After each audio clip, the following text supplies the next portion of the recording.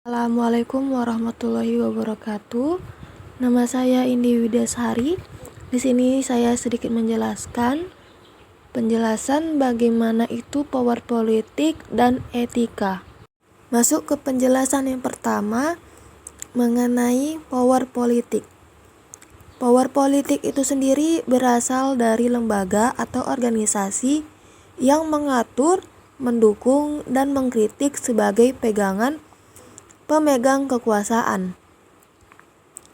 Dikatakan politik dalam pemerintahan ada kubu atau kelompok oposisi dan kelompok koalisi. Di dalam kelompok koalisi mendukung segala kebijakan atau keputusan pemerintah. Koalisi menerima kesalahan apapun dan membela semampu mungkin. Sedangkan kelompok oposisi yaitu kelompok atau partai yang setiap kebijakan pemerintah dilihat dari sudut pandang mengkritik bukan menerima. Di dalam akademik tidak menggunakan bahasa politik, baik oposisi maupun koalisi. Membahas secara sederhana yaitu mendukung atau mengkritik. Di dalam pemerintahan, segala bidang harus ada yang mendukung dan mengkritik. Semua kebijakan atau keputusan dengan sudut pandang kritis bukan berarti menggagalkan, tetapi pemerintah membutuhkan orang-orang yang selalu mengkritik segala kebijakan untuk bisa maju membangun diri. Mendukung atau mengkritik adalah suatu yang wajar dalam suatu organisasi atau politik. Secara umum di dalam pemerintahan disebut sebagai kebijakan fiskal atau kebijakan pemerintahan. Dibutuhkan dari pemerintah dalam hal ekonomi pertanian atau ekonomi sumber daya alam dan lingkungan hidup ialah upaya pemerintahan untuk menjaga dan memelihara alam serta mensejahterakan masyarakat. Maka dari itu, setiap tanggal 5 Juni memperingati Hari Ekonomi Lingkungan Hidup untuk mensejahterakan atau memperbarui ekosistem lingkungan hidup. Pembahasan yang kedua itu mengenai etika. Istilah etika berasal dari bahasa Yunani yaitu ethos yang berarti watak atau kebiasaan. Di dalam bahasa sehari-hari menyebutkan dengan etiket yang berarti cara bergaul atau berperilaku baik. Disebut juga sebagai sopan santun.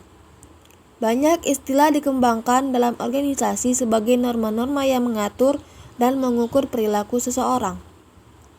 Etika mengelola sumber daya menekankan seperangkat nilai yang berkaitan dengan pengaturan bagaimana seharusnya bersikap dan berperilaku dengan baik, seperti sikap hormat, kejujuran, dan tanggung jawab.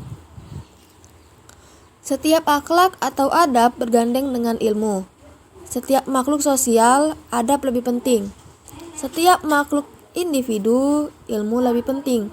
Dan manusia adalah makhluk individu juga makhluk sosial. Akhlak sendiri lebih tinggi derajatnya dibandingkan ilmu. Derajat orang yang berakhlak didatangkan untuk memperbaiki adab. Tanpa adab, maka orang yang berilmu bisa menjadi sombong, bahkan menindas orang lain dengan ilmu yang dimilikinya. Dengan orang yang berilmu tidak beradab, maka akan dijauhi orang, tidak akan dihargai, bahkan diusir. Adab memberikan seseorang suatu tuntutan yang baik dilakukan kehidupan sehari-hari.